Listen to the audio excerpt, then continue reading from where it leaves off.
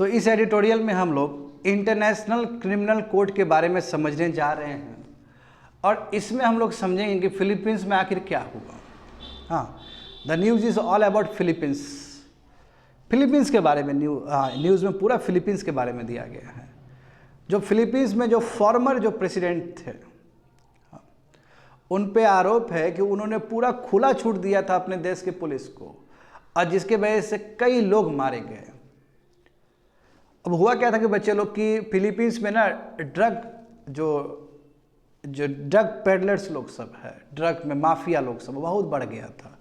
तो उस समय तत्कालीन जो भी प्रेसिडेंट थे उन्होंने पूरी तरीके से खुले छूट दे दिया स्टेट को, पुलिस को, कि जितना हो सकता है मार दो पकड़ के, कोई दिक्कत नहीं है। तो यही फॉलो हुआ। अब इतना जो खतरनाक जो अभियान चलाया गया ड्रग पेडलर्स के अगेंस्ट, तो इसके वजह से कई इनोसेंट लोग भी मारे गए। ऐसा होता है, जब आप इतना बड़ा जो एक्शन ले रहे हो तो कई इनोसेंट लोग भी मारे जाएंगे। एंड इट्स करेक्ट, होता है ऐसा नॉर्मली। जैसे हमारे भारत में भी जब नॉर्थ ईस्ट में अफसा लगता है तो कई बार निर्दोष सिविलियन भी मारे जाते हैं, वही फैक्ट है। कई बार कश्मीर में जो इंसर्जेंसी होता है तो उसमें भी कई सिविलियन मारे जाते हैं, इट्स फैक्ट ऑल्सो। तो यहाँ पे देखो क्या हुआ कि अभी का जो प्रेसिडेंट है फिलीपींस का, तो अभी का जो प्रेसिडेंट है और वाइस प्रेसिडेंट है, दोनों में बहुत टसल है। और अभी के जो वाइस प्रेसिडेंट है फिलीपींस का, वो डॉटर है फॉर्मर प्रेसिडेंट का, जिसके ऊपर आरोप लगा है ये चीज़। तो एक तो कहोगे कि main reason international criminal court का जो भी वर्डिक्ट जो पूरा होने जा रहा है, एक मेन रीजन है पॉलिटिकल कंसिडरेशन इन फिलीपींस। क्योंकि आईसीसी कोई ऐसा एजेंसी नहीं है, कोई ऐसा ऑर्गेनाइजेशन नहीं जिसका बात कोई मानता है। अभी रिसेंट टाइम में देखो तो व्लादिमीर पुतिन के अगेंस्ट भी अरेस्ट वारंट निकला था। हाँ, बेंजामिन नेतन्याहू जो इजराइल के प्राइम मिनिस्टर है, उनके अगेंस्ट भी निकला था। तो कहाँ वो अरेस्ट हुआ? मैं यहाँ पे ये अरेस्ट हो गया, बताओ। ये पूरा पॉलिटिकल रीजन के वजह से अरेस्ट हो गया ये। चलो यहाँ पे समझते हैं। GS paper 2 international relation. तो यहाँ पे देखो जो फॉर्मर फिलीपींस प्रेसिडेंट है रोड्रिगो डुटेर्टे, ठीक है, उनको अरेस्ट कर लिया गया। क्यों अरेस्ट किया गया? वही इंटरनेशनल क्रिमिनल कोर्ट ने वारंट जारी किया, जबकि जरूरी नहीं है, देश नहीं भी कर सकता, कोई दिक्कत नहीं है, समझे। हाँ, तो इससे है कि चलो अब एक कह सकते हो कि ये बहुत rarest of the rare case है जहाँ पे आईसीसी का फैसला इस तरह इंप्लीमेंट किया जाए। और ये जो इंटरनेशनल क्रिमिनल कोड है वो तुम्हारा रोम स्टैच्यू से क्रिएट हुआ है, समझे। तो इसमें क्या है कि इसलिए क्रिएट होता है कि परमानेंट कोर्ट की तरह काम कर सके, not on the ad hoc tribunal के बेसिस पे, समझ गए। और किसके अगेंस्ट? वार क्राइम्स। कोई भी यदि इंडिविजुअल वार क्राइम्स में शामिल हो, कोई भी इंडिविजुअल यदि क्राइम्स अगेंस्ट ह्यूमैनिटी में शामिल हो, तो उसके अगेंस्ट आईसीसी इस तरह का अरेस्ट वारंट घोषित कर सकती है। मैं किसी स्टेट के अगेंस्ट नहीं है, बात समझे, बट कोई पावर ऑफ इन्फोर्समेंट नहीं है इसके पास, सजा देने का कोई मैकेनिज्म नहीं है इसके पास। वो डिपेंड करता है उस स्टेट का। वो फैसला सुना दिया, जैसे मान लो कि व्लादिमीर पुतिन के अगेंस्ट फैसला सुना दिया और वो प्रेसिडेंट है, ये तो या तो रसिया ही उसको वो करे, जो कि संभव ही नहीं है, या फिर जितने भी मेंबर्स कंट्री हैं, जितने भी आईसीसी के मेंबर कंट्री है, देखो भारत मेंबर कंट्री नहीं है आईसीसी का, इंटरनेशनल क्रिमिनल कोर्ट का, तो जितने भी मेंबर कंट्री है उसके ज्यूरिसडिक्शन में यदि व्लादिमीर पुतिन जाता है तो वो अरेस्ट कर ले, उसे उम्मीद किया था। हम जानते हैं कि ऐसा नहीं हुआ है। तो इसलिए बच्चे लोग कोई पावर ऑफ इन्फोर्समेंट नहीं है, और ये केवल इंडिविजुअल्स को ही ट्राई कर सकता है, स्टेट को नहीं है। और अभी रिसेंटली एक रूलिंग में कहा था कि फलस्तीन को लेके आईसीसी ने एक बयान दिया था कि ये वो भी इन्वेस्टिगेशन कर सकता है जहाँ पे स्टेट पार्टी और नॉन स्टेट पार्टी किसी स्टेट में कुछ उल्टा कर रहा है तो उसके अगेंस्ट भी ये फैसला सुना सकता है, यदि स्टेट खुद शामिल हो। जैसे खुद इजरायली प्राइम मिनिस्टर शामिल था ना, बेंजामिन नेतन्याहू, जिसकी वजह से गाजा में इतना कुछ हुआ। तो वही बोला कि यदि nationals of both state party यानी खुद प्रमुख हो या नॉन स्टेट पार्टी एक स्टेट में कुछ एट्रोसिटी कर रहा हो, तो इसको पूरा अधिकार है इन्वेस्टिगेट करने का। बात समझ गए।